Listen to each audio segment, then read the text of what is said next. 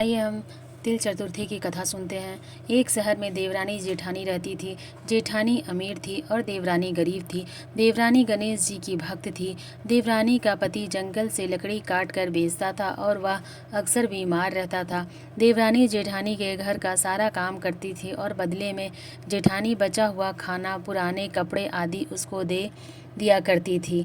इसी से देवरानी का परिवार चलता रहता था। माघ महीने में देवरानी ने तिल चौठ का व्रत किया।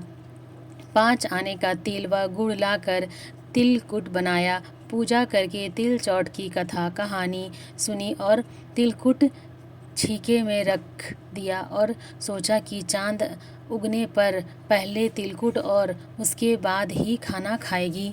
कथा सुनकर वह जेठानी के यहाँ चली गई। खाना बनाकर जेठानी के बच्चों से खाना खाने को कहा तो बच्चे बोले, माँ ने व्रत किया है और माँ भूखी है। जब माँ खाना खाएगी तब ही हम सब खाएंगे। जेठानी को खाना खाने को कहा तो जेठानी बोली, मैं अकेला नहीं खाऊंगी, जब चांद निकलेगा तब सब खाएंगे, तभी मैं भी खाऊंगी। जेठानी ने उसे कहा कि आज तो किसी ने भी कुछ भी नहीं खाना खाया है, तुम्हें कैसे दे दूं?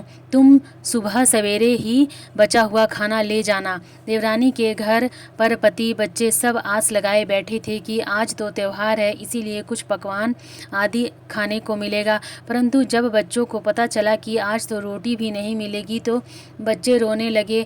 उसके पति को भी बहुत गुस्सा आया। कहने लगा, सारा दिन काम करके भी 2 रोटी नहीं ला सकती तो काम क्यों करती हो? पति ने गुस्से में आकर पत्नी को कपड़े धोने के धोबन से मारा। धोबन हाथ से छूट गया तो पाटे से मारा। वह बेचारी गणेश जी को याद करती हुई रोते रोते पानी पीकर सो गई। उस दिन गणेश जी देवरानी के सपने में आए और कहने लगे, धोबने मारी, पाटे मारे, सो गई है या जाग रही है? वह बोली, कुछ सो रही हो, कुछ जाग रही हो।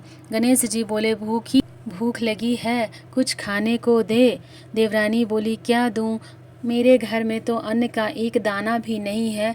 जेठानी बचा हुआ खाना देती थी, आज वह भी नहीं मिला।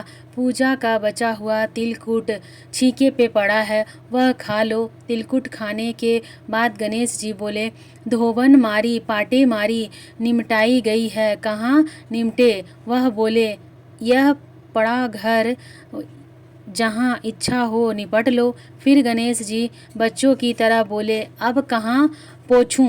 नींद में मग्न। अब देवरानी को बहुत गुस्सा आया कि अब से तंग किए जा रहे हैं, सो बोली, मेरे सर पर पोंछो। और कहाँ पोंछोगे? सुबह जब देवरानी उठी तो यह देखकर हैरान रह गई कि पूरा घर हीरे मोती से जगमगा रहा है। सिर पर जहाँ विनायक जी पोंछनी कर गए थे वहाँ हीरे के टीके व बिंदी जगमगा रहे थे। उस दिन देवरानी जेठानी के यहाँ काम करने नहीं गई। बड़ी देर तक राह देखने के बाद जेठानी ने बच्चों को देवरानी को बुलवाने भेजा। जेठानी ने सोचा कल खाना नहीं दिया, इसीलिए शायद देवरानी बुरा मान गई है।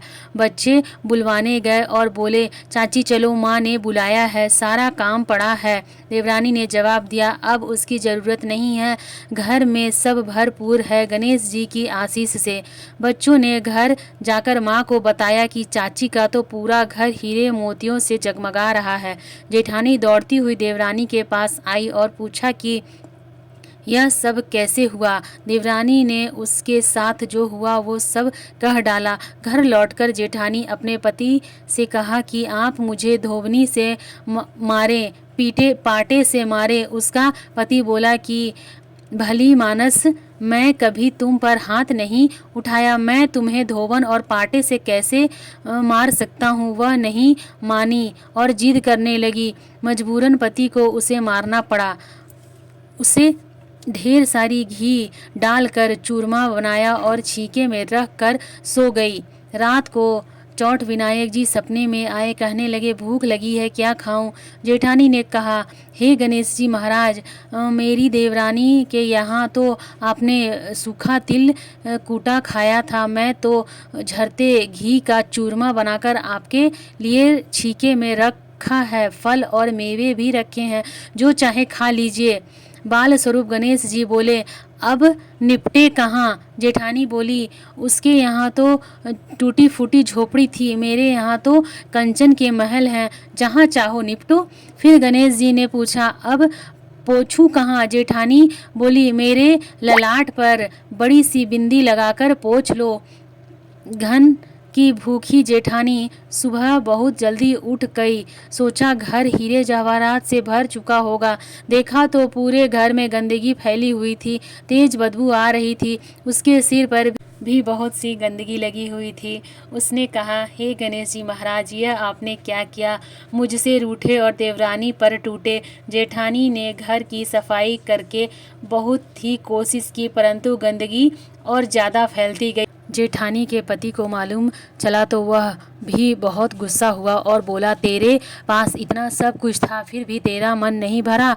परेशान होकर चौथ के गणेश जी से मदद की विनती करने लगी। गणेश जी ने कहा, देवरानी से जलन के कारण तूने जो किया वह यह उसी का फल है। अब तू अपने धन में से आधा उसे दे देगी, तब यह साफ होगा।